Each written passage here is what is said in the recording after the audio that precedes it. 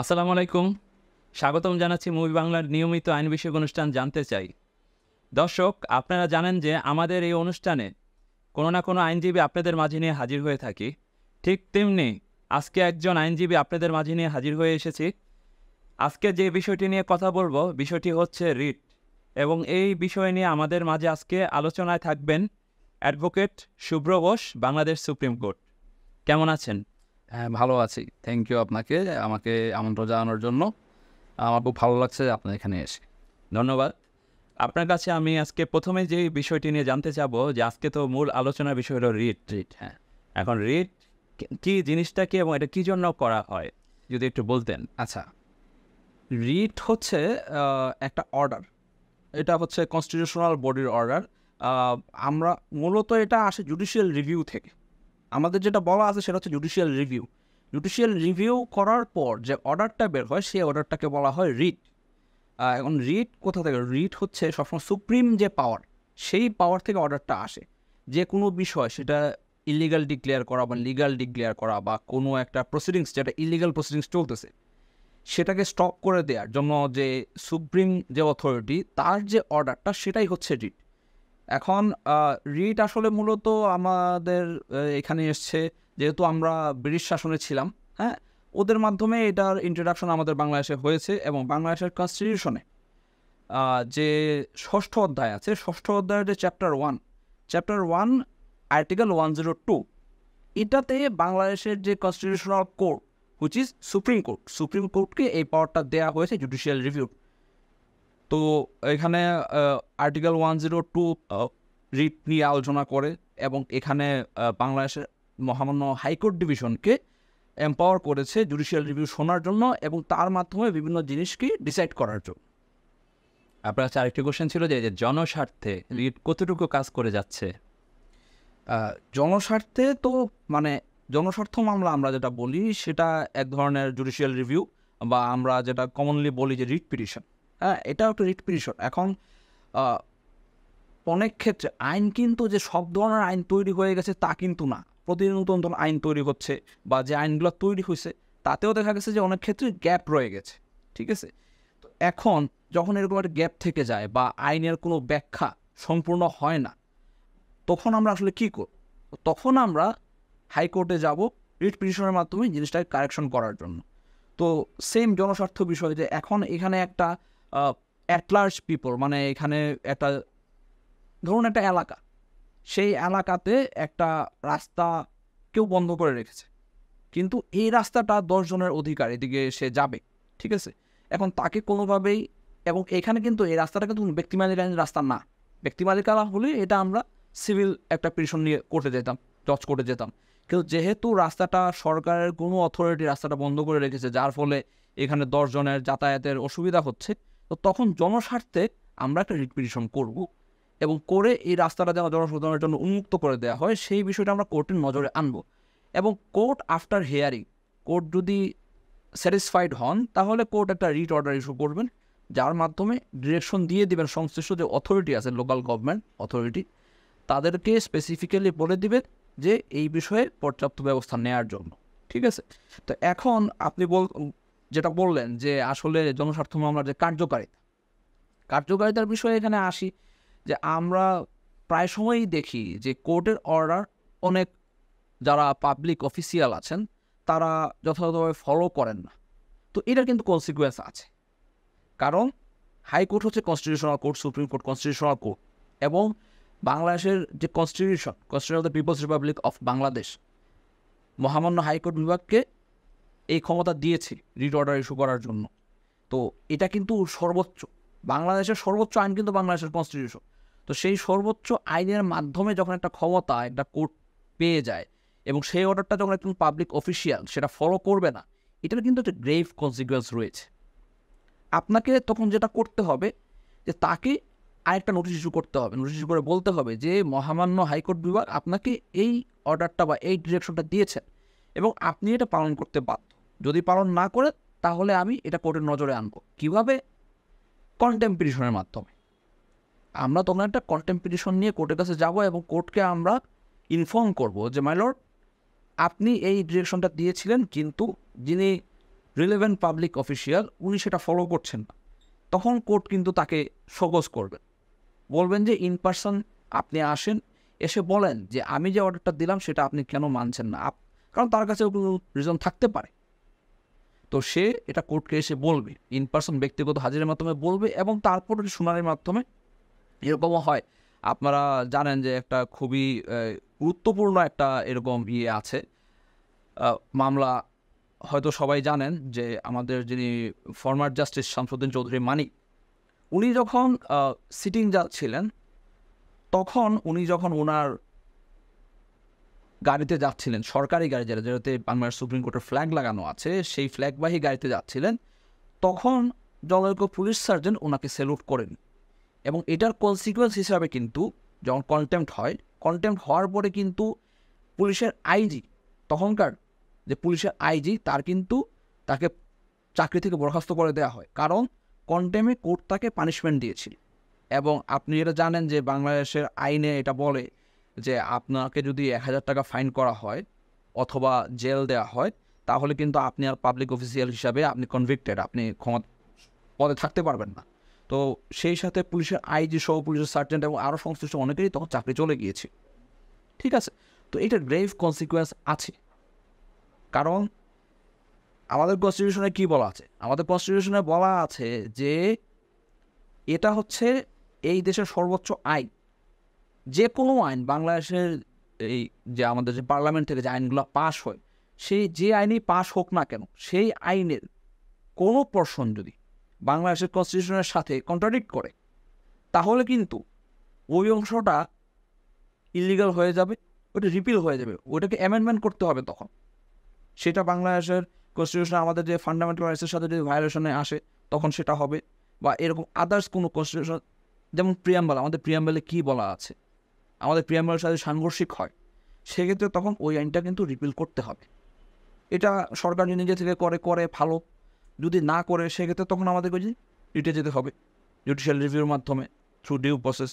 আর আরেকটা কোশ্চেন হলো যে রিট যে করবে, মানে রিট কি শুধু ব্যক্তির নামে করতে পারে নাকি প্রতিষ্ঠানের নামে? এটা যদি একটু বোঝাতেন। রিট কখনো কোনো ব্যক্তির নামে হয় না। আপনি কোনো পাবলিক ইন্ডিভিজুয়ালের নামে আপনি রিট করতে পারবেন। রিটের পিটিশনার হতে পারবে যে কেউ, পাবলিক ইন্ডিভিজুয়াল সে রিটের পিটিশনার হতে পারবে। কোনো ব্যক্তি, কোনো প্রতিষ্ঠান, লিগাল আইডেন্টিটি যিনি, লিগাল এন্টিটি যিনি, তিনি রিটের পিটিশনার হতে পারবেন। কিন্তু রিট সবসময় সরকারের বিরুদ্ধে হবে, মানে পাবলিক অফিসিয়াল বডির এগেনস্টে রিট হবে। কারণ আমাদের রিটটা কেন করা হয়? রিটটা করা হয় সরকারের কোনো লোকাল বডি বা যে কেউ হোক, বা সরকারি অফিসে কেউ আছেন, তার একটা কাজ, যেটা আমার যে ফান্ডামেন্টাল রাইটস, যেটা এনশিওর্ড বাই বাংলাদেশের কনস্টিটিউশন, সেই কনস্টিটিউশনাল রাইটসের সাথে যদি সাংঘর্ষিক হয়, তাহলে আমরা রিট করব। বা কোনো কাজ সে করতেছে না, যেটা আমার অধিকার, আপনাকে পাবলিক অফিসে বসানো হয়েছে পাবলিককে সার্ভিস দেওয়ার জন্য, কিন্তু আপনার যেটা লিগালি যে সার্ভিসটা আপনি আমাকে দেওয়ার কথা সেটা আপনি দিচ্ছেন না, তখন আমি রিট করব। আপনি ইলিগালভাবে কোনো একটা কাজ করেছেন পাবলিক অফিসকে ইউজ করে, আপনি একজন পাবলিক অফিসার, তখন আমরা রিট করব। বা আপনি কোনো একটা অফিস দখল করে আছেন ইলিগালভাবে, তখন আমরা রিট করব। বা আপনি একজন পাবলিক ইন্ডিভিজুয়াল, তার যে কনস্টিটিউশনাল রাইটস, ফান্ডামেন্টাল রাইটস, তার যে, সেটাকে আপনি ভায়োলেট করে আপনি তাকে আটকিয়ে রেখে দিলেন। কারণ আমাদের সিআরপিসিতে কী বলেছে? সিআরপিসিতে বলেছে যে আপনি কাউকে অ্যারেস্ট করলে তাকে উইদিন 24 আওয়ার্স কোর্টের সামনে প্রডিউস করতে হবে। কিন্তু আপনি কি করলেন? আপনি তাকে অ্যারেস্ট করলেন না, অ্যারেস্ট শো করলেন না, কিন্তু তাকে আপনি ডিটেনশনে রেখে দিলেন। তো তখন আমি কিভাবে এটার সমাধান পাবো? কারণ আমাকে তো কোর্টে প্রডিউস করলে আমি বেল চাইবো, জামিন নিব, যাই করব, কিন্তু আপনি আমাকে আটকিয়ে রেখে দিলেন, তাই সেটা কিন্তু তখন ইলিগাল হয়ে গেল। এটার জন্য আমরা কিন্তু রিট করব, ঠিক আছে? তো এখানে আসলে বিভিন্ন রকম রিট আছে। রিট মূলত, এটার আমি কারণটাই ছেড়ে জানতে চাচ্ছি, কিভাবে, মানে কত প্রকার ভেদ আছে, মানে কিভাবে আমরা করতে পারবো রিট হচ্ছে 5 প্রকার। প্রথম হচ্ছে হেভিয়াস কর্পাস, তারপর হচ্ছে ম্যান্ডামাস, তারপর হচ্ছে সার্সিওরারি, তারপর প্রহিবিশন, তারপর কিউয়ারেন্ট। তো এখন হেভিয়াস কর্পাসটা আমরা কখন করি? হেভিয়াস কর্পাসের মানে হচ্ছে you may have the body, মানে তোমার কাছে এই লোকটা থাকতে পারে। তো আমরা হেভিয়াস কর্পাস করি যে এরকম একটা লোক যাকে বলা হচ্ছে যে কোনো আইন শৃঙ্খলা বাহিনী বা কেউ বা ইভেন অনেক সময় কিন্তু যে কাস্টাডি নিয়ে বাচ্চাদের কাস্টাডি নিয়ে যে হয় আমাদের পারিবারিক আদালতে মামলা হয়, অনেকেই করেন কি যে বাচ্চাকে দেখতে পাচ্ছেন না, মাসের পর মাস বাচ্চা কোথায় আছে বাবা জানেন না অথবা মা জানেন না, তখনও কিন্তু ওনারা অনেক ক্ষেত্রেই হাইকোর্টে আসেন হেভিয়াস কর্পাসের নিয়ে, একটা রিট নিয়ে, হেভিয়াস কর্পাস রিট নিয়ে আসেন যে আমার বাচ্চাটাকে আমি খুঁজে পাচ্ছি না, কার কাছে আছে, আপনি মহামান্য আদালত আমার বাচ্চাটাকে আমার সামনে এনে দিন। তো অথবা ওই যে দেখা যায় যে বলছে যে আইন শৃঙ্খলা বাহিনী নিয়ে গেছে, কিন্তু অ্যারেস্ট যখন সংশ্লিষ্ট থানায় বা সংশ্লিষ্ট যে অফিস সেখানে যোগাযোগ করার পর জানা যাচ্ছে না যে আসলে কোথায় আছে, তো তখন হেভিয়াস কর্পাস করা হয়। এটা হেভিয়াস কর্পাস এখন আসলে ওইভাবে এখন আর চর্চিত না। হেভিয়াস কর্পাস ছিল সেই যখন আমাদের যে ইলিগাল যে এই কী বলে এটাকে কেয়ারটেকার গভর্নমেন্ট ছিল 2 বছরের জন্য, তখন অনেককেই অ্যারেস্ট না দেখে ডিটেনশনে রেখে দিয়েছে বা সন্দেহভাজনভাবে, তাকে কোনো মামলায় না, জাস্ট সন্দেহভাজনভাবে তাকে প্রিভেন্টিভ কাস্টডিতে জেলে পাঠিয়ে রেখে দিয়েছে মাসের পর মাস। তখন বা এরশাদ সরকার যখন ছিল তখন কিন্তু হেভিয়াস কর্পাসের বহুল প্রচলন ছিল। এখন আসলে আর এরকম হেভিয়াস কর্পাস প্রচলন খুবই কমে গেছে, কারণ ওই যে আমি একটু আগে যেটা বললাম যে কাস্টডির জন্য অনেকে হেভিয়াস কর্পাস করেন, কিন্তু আমরা দেখেছি প্রায়শই মহামান্য হাইকোর্ট যেটা করেন যে ওদেরকে ডিরেক্ট করে দেন যে না, আপনারা পারিবারিক আদালতে যান এবং গিয়ে ওইখানে কাস্টডি ক্লেইম করেন। এরপরে যেটা আসে যে ম্যান্ডামাস। ম্যান্ডামাস মানে হচ্ছে যে আমরা তোমাকে আদেশ করছি, মানে এটা হচ্ছে যে আপনার একটা দায়িত্ব আছে পাবলিক অফিসার হিসাবে, কিন্তু আপনি সেই দায়িত্বটা পালন করছেন না, আপনাকে তখন কোর্ট আদেশ করবে যে আপনি আপনার দায়িত্বটা যথাযথভাবে পালন করুন। এটাই হচ্ছে ম্যান্ডামাসের উদ্দেশ্য। তো ম্যান্ডামাস, তারপরে আসলো সার্সিওরারি। সার্সিওরারি হলো টু সার্টিফাই, মানে কি কোর্ট তার আদেশের মাধ্যমে সার্টিফাই করে দিল যে আপনি যে কাজটা করেছেন সেটা illegal with no legal effect, আপনি আপনার ক্ষমতার অপব্যবহার করে এই কাজটা করেছেন। এবং প্রহিবিশন মোটামুটি একই রকম। প্রহিবিশনে বলা হচ্ছে যে আমি একটা ইলিগাল কাজকে আটকিয়ে দেব। তো এখন এখানে একটু কনফিউশন তৈরি হয়ে যায় যে দুইটাই মোটামুটি একই রকম। সার্সিওরারি আর প্রহিবিশনের মাঝে তফাৎটা হচ্ছে সার্সিওরারিতে একটা ইলিগাল কাজ হয়ে গেছে, অলরেডি ডান, কাজটা কমপ্লিট হয়ে গেছে, সেটাকে কোর্ট ইলিগাল ঘোষণা করবে। আর প্রহিবিশনে হচ্ছে যে ইলিগাল কাজটা এখনও চলমান, প্রসিডিংসটা এখনও কমপ্লিট হয় নাই, এটা চলমান অবস্থায় কোর্টে আসলে সেটা হলো প্রহিবিশন, আর যদি শেষ হয়ে যায় তাহলে হলো সার্সিওরারি। তারপরে আসলো কিউয়ারেন্ট। কিউয়ারেন্টতে হচ্ছে কেউ যদি ইলিগালভাবে একটা অফিস অকুপাই করে রাখে।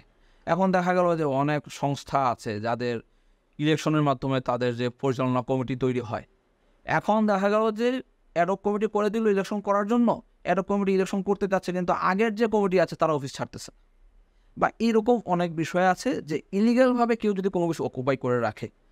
যে এখন দেখা গেল যে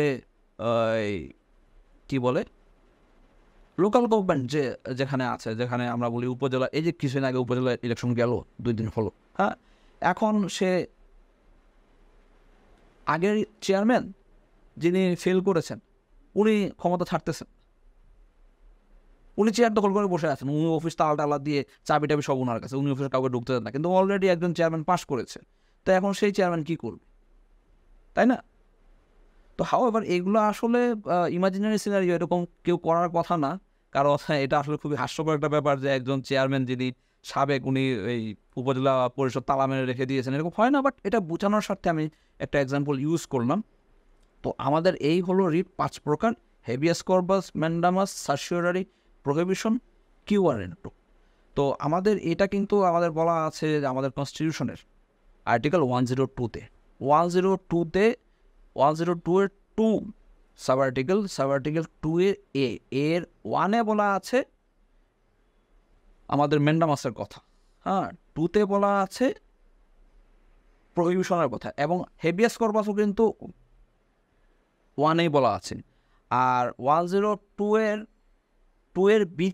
বিতে বলা আছে প্রহিবিশন এবং কিউয়ারেন্টোর কথা।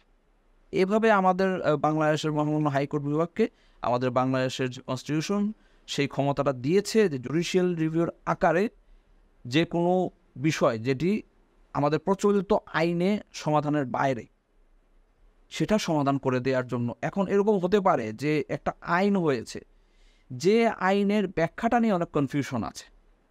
যেমন আমি এখানে একটা উদাহরণ দিই, যে আমাদের এখন যেটা মোবাইল কোর্ট হয়, মোবাইল কোর্টে ওনারা কী করেন, যে খাদ্যে ভেজাল পাইলে ওনারা জরিমানা করেন, মোবাইল কোর্ট বসে 10,000 টাকা 5,000 টাকা জরিমানা করেন, 2 মাস 3 মাস 6 মাসের জেল দিয়ে দেন। কিন্তু অ্যাট দ্য সেম টাইম আমাদের কিন্তু এই যে খাদ্যে ভেজালের জন্য আমাদের যে স্পেশাল পাওয়ার্স অ্যাক্টটা কিন্তু এখানে বলা আছে যে অ্যাডাল্টারেশন অফ ফুড যদি হয়, এটার সাজা কিন্তু ক্যাপিটাল পানিশমেন্ট, যাবজ্জীবন। ঠিক আছে? তো এখন এই যে এখানে একটা আইনে বলা আছে, আবার দ্য সেম টাইম মোবাইল কোর্টে এরকম জেল জরিমানা করতেছে, তো এটার লাভটা কী হচ্ছে? কারণ আপনি যখন এরকম 5,000 টাকা জরিমানা করবেন, 2 মাসের জেল দিবেন, তো ও বলবে যে আচ্ছা ঠিক আছে 5,000 টাকা জরিমানা, 2 মাসের জেল খাটলাম, কোনো ব্যাপার না, আমি এটা আবার করব। কিন্তু যদি আপনি স্পেশাল পাওয়ার্স একটা তার নামে মামলাটা করতে ফুডের জন্য, সে যখন 6 বছর জেলে থাকতো, বেল পাচ্ছে না, বেরোতে পারছে না, কারণ ওটা তো ক্যাপিটাল পানিশমেন্ট, তাকে বেল দিবে কেন? তাকে তো বেল দিবে না। তখন কিন্তু জিনিসটা কমে যেত, মানুষের প্রবণতা কমতো অপরাধ করার। তো এখন কেউ যদি কোর্টে গিয়ে মামলা করে, রিট করে একটা, যে মহামান্য আদালত, আইন তো এরকমও আছে, তাহলে কোনটা প্রিভেইল করবে, বা এটা কেন প্রিভেইল করতেছে, ওটা কেন ওনারা প্রিভেইল করতেছেন না, বা ওনারা প্র্যাকটিস করতেছেন না, তখন কোর্ট এটা ডিসাইড করে দিবে যে কোনটা করা দরকার, কোনটা করা দরকার না। বা এই যে আপনারা দেখেন যে ইদানিং যে ক্ষতিপূরণের মামলাগুলো হয়, গাড়ি দুর্ঘটনার ফলে ক্ষতিপূরণের মামলাগুলো হয়, তো এগুলো প্রথম যখন শুরু হলো এই প্র্যাকটিসটা ক্ষতিপূরণের মামলা, তখন কিন্তু এরকম কোনো আইন ছিল না যে ক্ষতিপূরণটা কীভাবে দিবে, কে দিবে, কেন দিবে, বা কোনো অ্যামাউন্ট ফিক্স করা ছিল না। তখন যেহেতু এটা নিয়ে কোনো সংশ্লিষ্ট আইন নেই, তখন তাহলে কী করা? এই যে একটা ভ্যাকুয়াম, এই ভ্যাকুয়ামটা ফিল আপ করার জন্য কিন্তু তখন আমাদের কাছে উপায় একটাই, হাইকোর্টে একটা জুডিশিয়াল রিভিউ করা। এটাকে বাংলা বলে রিট, হ্যাঁ, বাংলায় বলে না, রিট ইংলিশেই বলে। তো এটা কমন প্র্যাকটিস, আমরা রিট পিটিশনই বলি, বাট এটা আসলে জুডিশিয়াল রিভিউ। এটা এখন এইখানে আসলে একটু আছে যে এটা নিয়ে আমরা কথা আজকে না বলি, অন্য একদিন বলবো। তো তখন জুডিশিয়াল রিভিউ বা রিট পিটিশনের আকারে আমরা জুডিশিয়াল রিভিউ ফাইল করব, এবং ফাইল করে, বা আমরা ফাইল করেছিলাম এতদিন যাবত, যে কোর্টকে অভিহিত করা যে মাইলর্ড, এরকম একটা ঘটনা ঘটেছে, এই মানুষটার জীবনটা নষ্ট হয়ে গেছে, সে আর সারা জীবন কোনো আয় রোজগার করতে পারবে না, তাহলে এটা দায়িত্ব কে নিবে?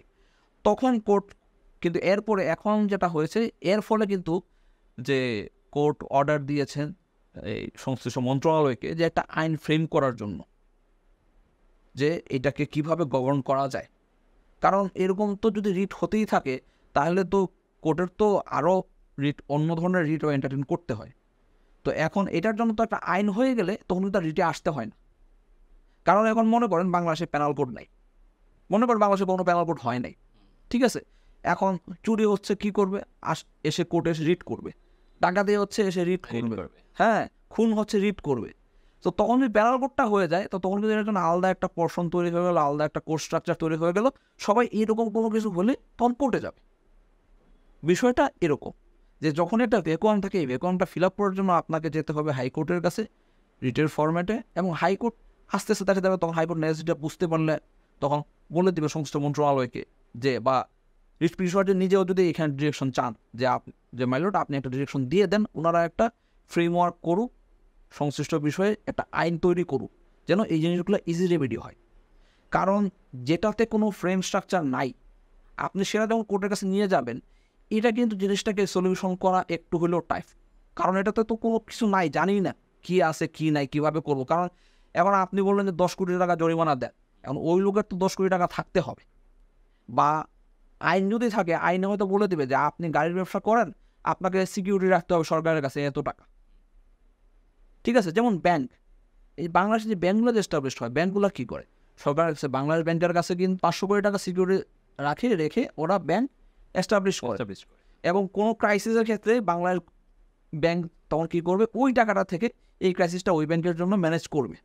তো এখন যদি এইরকম একটা আইন থাকে যে যারা পরিবহন ব্যবসা করবে তাদেরকেও সিকিউরিটি রাখতে হবে, জামানত রাখতে হবে সরকারের কাছে, তো তখন কিন্তু সে যদি ক্ষতিপূরণ না দেয়, সরকারের কিন্তু কোনো সমস্যা নাই, ওই যে জামানত আছে ওইখান থেকে সরকার দিয়ে দিতে পারবে চাইলে, আইন যদি থাকে।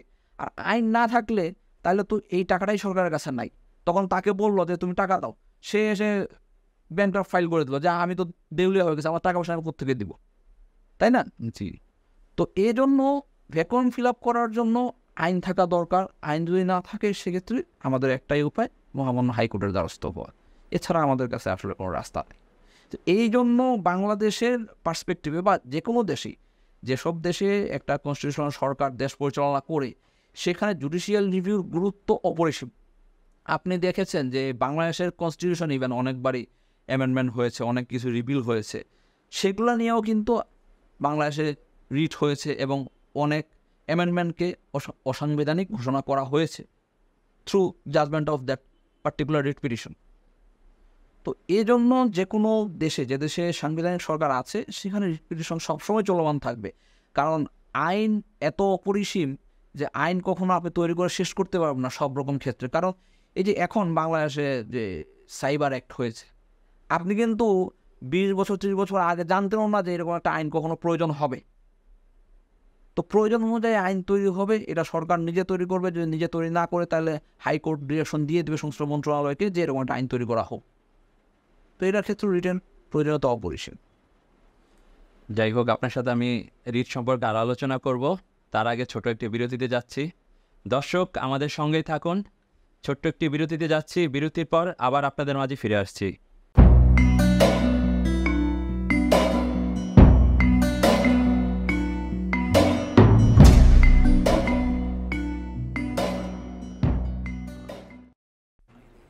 দর্শক বিরতির পর আবার আপনাদের মাঝে ফিরে এসেছি জানতে চাই নিয়ে। দর্শক আজকে আমাদের মাঝে উপস্থিত আছেন অ্যাডভোকেট শুভ্র বসু, এবং যে বিষয় নিয়ে আলোচনা করছিলাম সেটি হচ্ছে রিট। তো আপনার কাছে আমার আরও কোশ্চেন ছিল যে রিট যে জিনিসটি, মানে জমি সংক্রান্ত বিষয় নিয়ে রিট কতটুকু মানে কাজ করছে এবং কতটুকু আমরা রিলিফ পাচ্ছি, যদি একটু বলতে। জমি সংক্রান্ত বিষয়ে আসলে রিট, এটা আমি জমি জমা সংক্রান্ত বিষয়গুলো নিয়ে মূলত আমরা যেটা করি যে আমরা সিভিল কোর্টে যাই। কিন্তু হ্যাঁ, জমি জমা সংক্রান্ত বিষয় নিয়েও রিট হয়। কখন হয়? দেখা গেল যে সরকার একটা জমি অধিগ্রহণ করতে চাচ্ছে। সরকার যদি জমি অধিগ্রহণ করতে চায়, এটার কিন্তু একটা প্রপার প্রসিজার আছে। আপনাকে নোটিশ দিতে হবে, নোটিশ দিয়ে বলতে হবে যে সরকারের এই জমিটা দরকার এবং সরকার এটা আপনাকে ক্ষতিপূরণ দিতে চায়। আপনি ক্ষতিপূরণ নিয়ে জায়গাটা সরকারকে হ্যান্ডওভার করে দিন। সেক্ষেত্রে তখন এখানে কোনো ডিসপিউট নাই।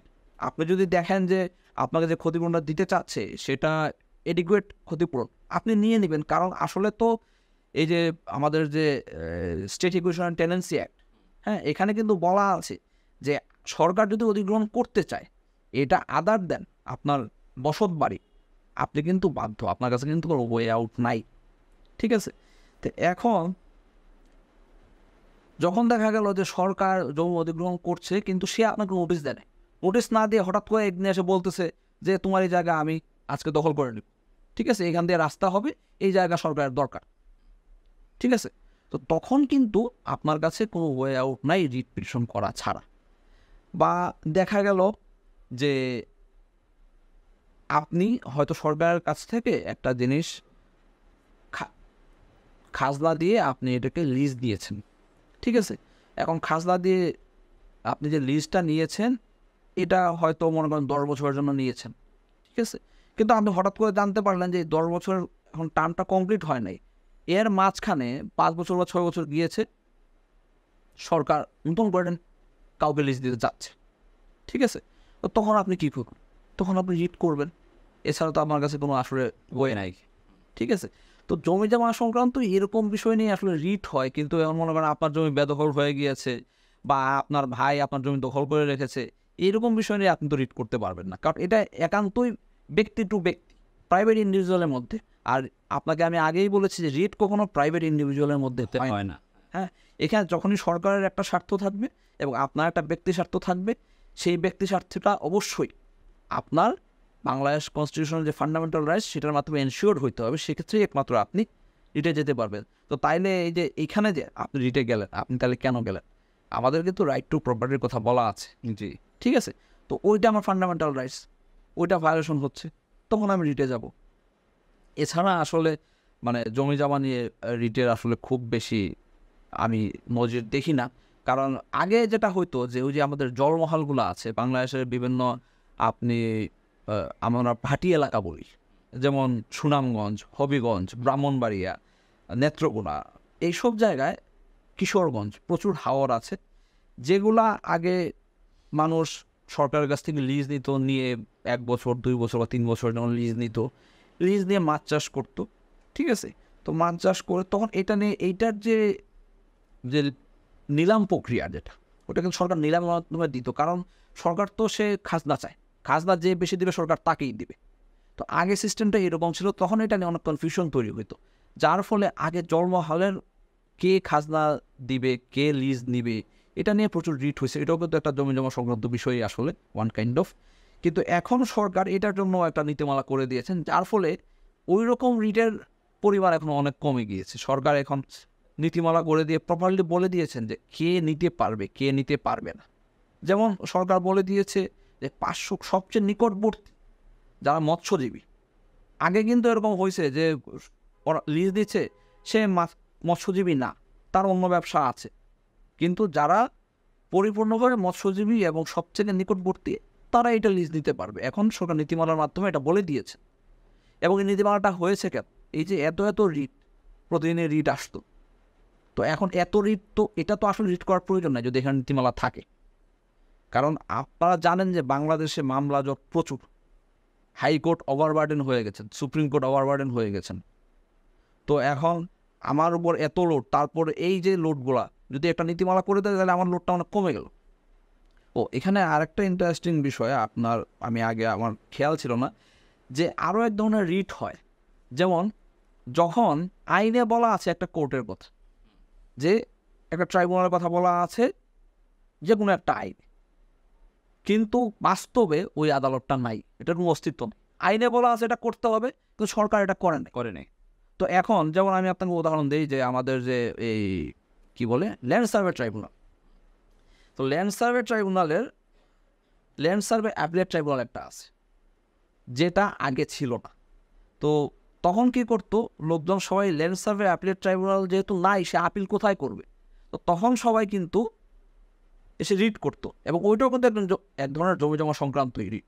কারণ ল্যান্ড সার্ভেতে কী হয়, যে আপনার জমি ভুল রেকর্ড হয়েছে, অন্যের নামে রেকর্ড হয়ে গিয়েছে, দাগ নাম্বার ভুল আসছে বা খতিয়ানে ভুল আসছে, এগুলোর জন্য লোকজন ল্যান্ড সার্ভে ট্রাইব্যুনালে যাইতো, এবং ওইটাতে যদি হেরে যাইতো তখন সে রিট করতো। কারণ যেহেতু আইনে বলা আছে যে ল্যান্ড সার্ভে অ্যাপিলেট ট্রাইব্যুনালের কথা, কিন্তু বাস্তবে তো সেরকম অস্তিত্ব নাই, তাহলে এখন লোকজন কী করবে? কারণ সে যদি কোনো কিছু না করে, তাহলে তো তার জমিটা অন্যের নামে থেকে যাচ্ছে বা সে তার অধিকার বঞ্চিত হচ্ছে। তো তখন এটা কী করলো, যে যেহেতু আমার রাইট টু প্রপার্টি আছে, এটা আমার ফান্ডামেন্টাল রাইটস, আমার রাইট টু প্রপার্টি ভায়োলেশন হচ্ছে, সো ওই কোর্টটা আমি পাচ্ছি না, তাহলে আমি কী করবো, হাইকোর্টের কাছে যাব। মহামান্য হাইকোর্ট তখন বলে দেবেন যে আমাকে কী করতে হবে। এবং এর ফলে যেটা হলো, আস্তে আস্তে সরকার কী করলেন, ল্যান্ড সার্ভে অ্যাপিলেট ট্রাইব্যুনাল সরকার গঠন করলেন। এবং এর ফলে এখন যেটা হয়েছে, যে মহামান্য হাইকোর্ট ডিভিশন সমস্ত যে রিট পিটিশন যেগুলো আছে, যে ল্যান্ড সার্ভে অ্যাপিলেট ট্রাইব্যুনাল না থাকার ফলে যেগুলো হয়েছিল, সেগুলোকে একটা কমন অর্ডার দিয়ে ল্যান্ড সার্ভে অ্যাপিলেট ট্রাইব্যুনালে পাঠিয়ে দিয়েছে, যার ফলে কিন্তু মহামান্য হাইকোর্ট ডিভিশন অনেকটাই ভারমুক্ত হয়েছেন অনেকগুলো মামলা থেকে। তো এইটা একটা সিগনিফিক্যান্ট বিষয়, যে আইনে অনেক কিছুই থাকে কিন্তু যেগুলো বাস্তবে পাওয়া যায় না, সেক্ষেত্রেও আমরা রিটের মাধ্যমে জুডিশিয়াল রিভিউর পাওয়ারটা আমরা ইনভোক করতে পারি। আপনার কাছে আমার আরেকটি কোশ্চেন জানার ছিল, যে রিটটা যে করে, এটা নিষ্পত্তি হয় কতদিনের মধ্যে? এইটা আসলে খুবই কি বলবো, যে ক্রিটিক্যাল একটা বিষয়। কারণ আপনি জানেন যে বাংলাদেশে আসলে কোর্ট সিস্টেম, যে মামলা জট প্রচুর, সেখানে আমি বলবো যে আমাদের হাইকোর্টে বেঞ্চের সংখ্যা সেই তুলনায় অনেক কম, যে পরিমাণ আমরা বিচার প্রার্থী আছি। তো আপনি আসলে রিটটা কীভাবে ফাইল করেন সেটা বললে একটু আপনার এটা বুঝতে সুবিধা হবে। আমরা প্রথমে যে কোনো ক্ষেত্রে একটা লিগাল নোটিশ ইস্যু করি, এটাকে বলে ডিমান্ড জাস্টিস নোটিস, মানে আমি জাস্টিস চাচ্ছি, ঠিক আছে, সংশ্লিষ্ট যে যার বিরুদ্ধে করব তাকে, যে আমার যে ক্লায়েন্ট এই কাজ করেছেন, এখন ওনার এটা আপনার করে দেওয়ার কথা, বা আপনি এটা ইলিগালভাবে করেছেন, আপনি কেন করেছেন, আপনি নোটিশ পাওয়ার 7 দিনের মধ্যে, 10 দিনের মধ্যে, 15 দিনের মধ্যে এটা রেকটিফাই করেন। তো অবভিয়াসলি ওনারা করেন না, তো যেহেতু করেন না, তখন আমরা একটা রিট ফাইল করি। তো রিট ফাইল করলে প্রথমে কি হয়, এটাকে আমরা বলি যে ইন রি মোশন, এটাকে বলি মোশন, মানে স্টার্টিং মোশনটা স্টার্ট হইল। প্রসিডিংসটা মোশনে আসলো। তো প্রথমে রিট পিটিশনটা ফাইল করার পর এটা মোশন হিসাবে কোর্টে আসে। কোর্টে আসার পর আমরা মোশন হিয়ারিং করি। মোশন হিয়ারিং শেষে কোর্ট একটা রুল ইস্যু করে।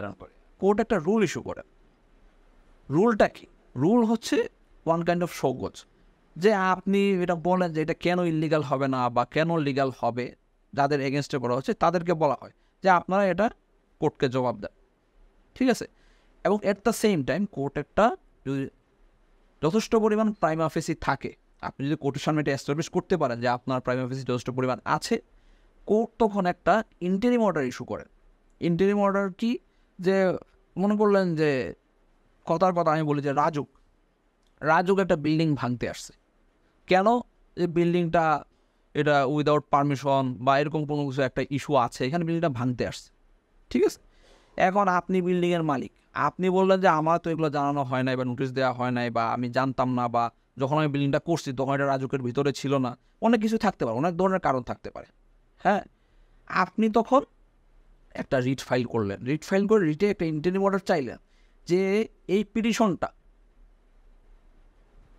ফাইনালি হিয়ারিং না হওয়া পর্যন্ত, ফয়সলা না হওয়া পর্যন্ত আমার বিল্ডিংটা যেন না ভাঙে। কারণ আপনি দেখেন যে এইখানে যদি বিল্ডিংটা আগেই ভেঙে ফেলে তাইলে তো আর এই রিটটা শুনানি হোক বা না হোক তাতে আর তো কোনো কিছু যায় আসে না, তাই না? তো তাইলে রিটটা যতক্ষণ পর্যন্ত শুনানি না হচ্ছে পরিপূর্ণভাবে, মহামান্য আদালতের কাছে আমার একটা প্রার্থনা যে আপনি একটা ইন্টারিম অর্ডার দেন, অন্তর্বর্তীকালীন একটা অর্ডার দেন যেন ওরা বিল্ডিংটা ততদিন মতো না ভাঙে। তো তখন কোর্ট কী করেন, একটা ইন্টারিম অর্ডার দিয়ে দেন যে 3 মাসের জন্য এটা স্থগিত রাখা হলো, আপনারা এটা ভাঙতে পারবেন না, ঠিক আছে। তো এরপরে যেটা হয় যে writ petitioner time to time এটা এক্সটেন্ড করতে থাকেন এই অর্ডারটা, কোর্টের যে এই অর্ডারটা ইন্টারিম অর্ডার 3 মাসের জন্য দিয়েছিলেন, 3 মাস পরে আবার কোর্টকে এসে বললেন যে মাইলর্ড আমার তো এটা 3 মাস হয়ে গেছে কিন্তু রিট তো শুনানি হয় নাই।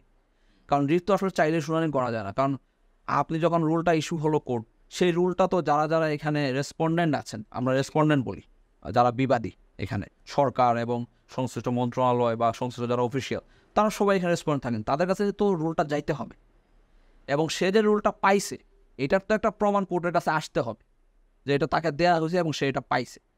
তো এটা যদি যতক্ষণ পর্যন্ত কোর্টের কাছে না আসবে ততক্ষণ পর্যন্ত রুলটা শুনানি করা যাচ্ছে না। কারণ জাস্টিস করতে গেলে আপনাকে খোলা হাতে সাদা মনে করতে হবে, সবাইকে জানিয়ে করতে হবে।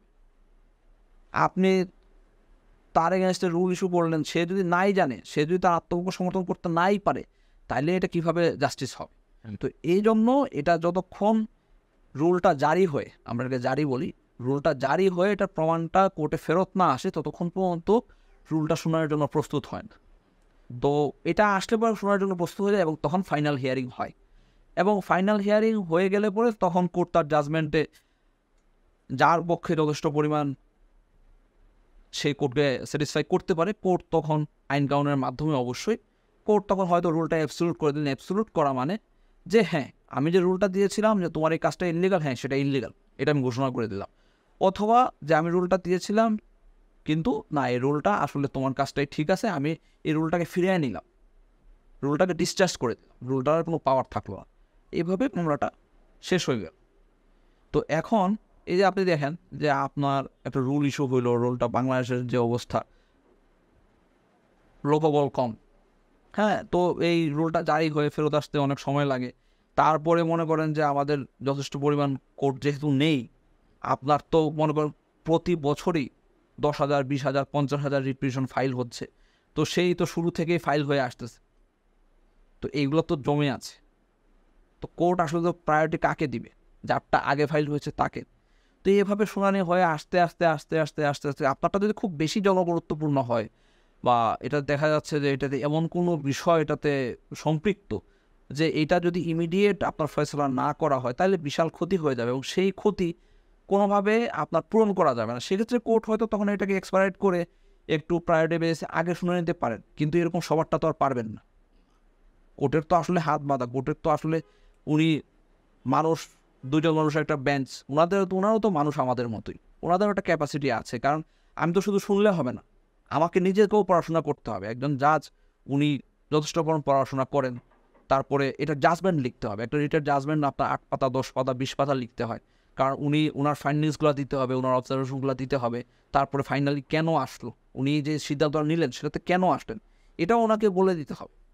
তো এটা তো আমাদের আসলে দিন আর রাতে মিলে 24 ঘন্টা সময়, একদম মানুষকে ঘুমাইতে হয়, খাইতে হয়, সব কিছুই করতে হয়। উনি দিনে সকাল 10:30 থেকে দুপুর 1টা পর্যন্ত কোর্ট করেন, আবার বিকালে 2টা থেকে 4টা পর্যন্ত কোর্ট করেন। তো একজন মানুষ তার ক্যাপাসিটি লিমিটেশন আছে। তো এখন আপনি নিজে হিসাব করে দেন যে আসলে একটা রিট পরিপূর্ণভাবে শেষ হইতে কত সময় লাগতে পারে। আর এখন মনে করা যে এখানে মহামান্য হাইকোর্ট ডিভিশন একটা জাজমেন্ট দিয়ে দিলে আপনি যে রিট পিটিশন আপনি তো খুশি হয়ে গেলেন যে আপনার রুলটা অ্যাবসলিউট হয়েছে, কিন্তু যিনি রেসপন্ডেন্ট তিনি তো খুশি না।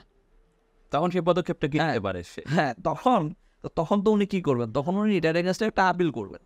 হ্যাঁ, চেম্বার জাজে একটা রিটের এগেইনস্ট আপিল, হ্যাঁ রিটার যে জাজমেন্ট সেটার এগেনস্টে একটা আপিল করবেন চেম্বার জাজে, সুপ্রিম কোর্টের চেম্বার জাজে একটা আপিল করবে।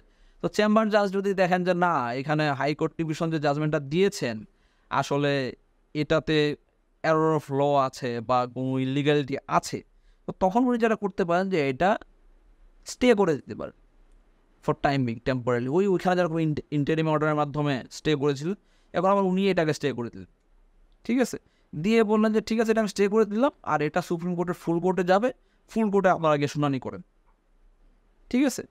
তো আবার দেখা গেলো যে হয়তো উনি দেখলেন যে না ঠিকই আছে হাইকোর্টের অর্ডারটা, উনি কোনো অর্ডার দিলেন, বললেন যে নো অর্ডার, কিন্তু এটা ফুল কোর্টে শুনানি করেন। হ্যাঁ, কারণ সব কিছু তো আসলে ইনস্ট্যান্ট কোর্টে আসলে অনেক সময় এই 2 মিনিটের শুনানিতে এটা ফয়সালা করা যায় না, যেটা আসলে একটা ফুল হিয়ারিংয়ের দরকার। তো উনি দেখলেন যে হ্যাঁ এটাতে কিছু মেরিট আছে, কিন্তু এখন প্রাইম অফিসে আসলে এতটা নাই যে এখনই আমি একটা ইন্টারিম অর্ডার দিব। তো ঠিক আছে, তাহলে কি করা, তাহলে এটা আপনি ফুল কোর্টে নিয়ে যান, ফুল কোর্টে নিয়ে ফুল হিয়ারিংয়ের মাধ্যমে এটার ফুল কোর্ট যেটা করলেন আপনারা সেটা করেন, ঠিক আছে। তো এই হলো প্রসেস। এবং ওটার কিন্তু আমাদের আপনি যখন ইয়েতে যাবেন, সুপ্রিম কোর্টে যাবেন, ওটাও কিন্তু আমাদের কনস্টিটিউশনের আর্টিকেল 103 মাধ্যমে যাবেন।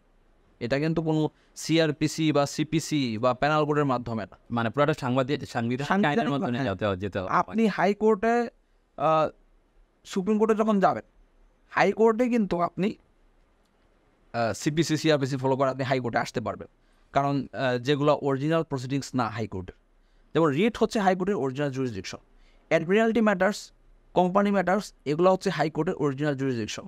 কিন্তু আপনি যেমন সিভিল বা ক্রিমিনাল প্রসিডিংস, এগুলো কিন্তু হাইকোর্টের অরিজিনাল জুরিসডিকশন না, এগুলো অ্যাপিলেট জুরিসডিকশন অথবা রিভিশনাল জুরিসডিকশন বা আরও রিভিউ জুরিসডিকশন থাকতে পারে, ঠিক আছে। কিন্তু রিট হচ্ছে আপনার অরিজিনাল জুরিসডিকশন। এবং আপনি সুপ্রিম কোর্টে যখন যাবেন, সেটা যে প্রসিডিংসের এগেনস্টেই হোক, রিটের এগেনস্টেই হোক, সিভিল কোনো প্রসিডিংসের এগেনস্টেই হোক, ক্রিমিনাল প্রসিডিংসের এগেনস্টেই হোক, সেটা যাইতে হবে আপনার কনস্টিটিউশন ফলো করে। এবং সুপ্রিম কোর্টকে যে কোনো ধরনের আপিল, যে কোনো ধরনের রিভিউ শোনার ক্ষমতা কিন্তু দিয়েছে বাংলাদেশ সংবিধানের আর্টিকেল 103, সেটা ফলো করে আপনাকে যেতে হবে। আমরা যেটা করি যে রিটের এগেনস্টে প্রথমে আমরা একটা সিপি ফাইল করি, ঠিক আছে, সিপি ফাইল করি। সিপি ফাইল করার পর সিপি হচ্ছে civil petition for leave to appeal, মানে আমরা আপিল করতে চাই এই যে জাজমেন্টটা, হাইকোর্টের মহামান্য হাইকোর্টের যে জাজমেন্টটা, সেটার এগেনস্টে আমরা আপিল করতে চাই, আপিল করার অনুমতি আমাকে দেন। আমরা প্রথমে সেই অনুমতি চেয়ে আমরা সুপ্রিম কোর্টে যাই, এবং ফুল হিয়ারিংয়ের মাধ্যমে আমি যদি কোর্টকে কনভিন্স করতে পারি যে আমার এটাতে প্রাইমা ফেসি আছে, এরর অফ ল আছে, ইলিগ্যালিটি আছে, তখন কোর্ট আমাকে অনুমতি দিবেন যে আপনি লিভ পেয়েছেন, লিভ গ্রান্ট করবেন। লিভ গ্রান্ট করার পর বলবেন যে হ্যাঁ আপনি এখন আপিল ফাইল করেন, ঠিক আছে। এইটা হচ্ছে প্রসেস। তো এখন সিপির পরে আপনি সিএ করবেন, সিএর পরে কিন্তু আবার রিভিউ থেকে যায়। সুপ্রিম কোর্টের কিন্তু সর্বশেষ প্রসিডিং হচ্ছে রিভিউ। রিভিউ যখন খারিজ হয়ে গেল, তখন আর কিন্তু আপনার কাছে আর কোনো অপশন নেই, রিটটা ক্লোজ। হ্যাঁ, রিট কিন্তু আপনার ক্লোজ হয়ে যায় হাইকোর্টে, জি, কারণ তখন তো এটার নাম রিট থাকতেছে না, রিটটা ওইখানে ক্লোজ হয়ে গেল, কারণ শুনানি শেষ হয়ে গেল। শুনানি শেষ করে কোর্ট বলে দিলেন যে রুলটা অ্যাবসলিউট অথবা রুলটা ডিসচার্জ, এবং রিটটা ওইখানেই ক্লোজ হয়ে গেল।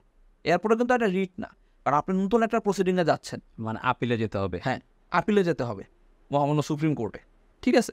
তখন ওটার নাম তো রিট থাকে, নতুন করে নাম্বার পড়তেছে, বলা হবে তখন যে civil petition for leave to appeal arising out of this writ petition.